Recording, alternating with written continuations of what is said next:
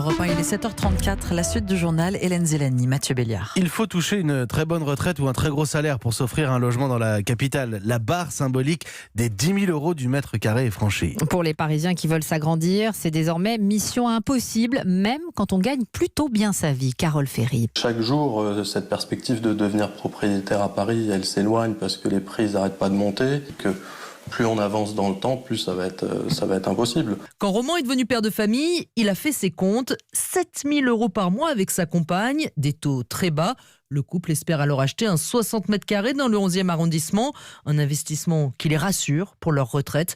Mais aujourd'hui, ils se sont fait une raison. On est allé voir notre banque plusieurs fois, on a étudié plusieurs scénarios et c'est vrai qu'on se résoudre à une forme de réalité.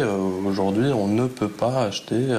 Pour avoir 70 mètres carrés aujourd'hui à Paris, il faut avoir un héritage, un premier appartement laissé par la famille ou un bien de ce type. Ils doivent donc rester locataires ou quitter Paris. Philippe Gaudry est agent immobilier dans le centre de la capitale et il voit bien ceux qui ont encore les moyens d'acheter. Les gens qui ont encore les moyens d'acheter des appartements à Paris, je pense que ce sont exclusivement une clientèle de Parisiens qui pratiquent ce sport depuis longtemps. Ils achètent et tous les 5 ans, ils revendent pour racheter plus grand, profiter de leur plus-value, réaliser leur patrimoine. Et ce phénomène continuera tant qu'il y aura une hausse permanente du marché tous les ans. Une surenchère encouragée par les agents immobiliers qui ont besoin d'obtenir des mandats.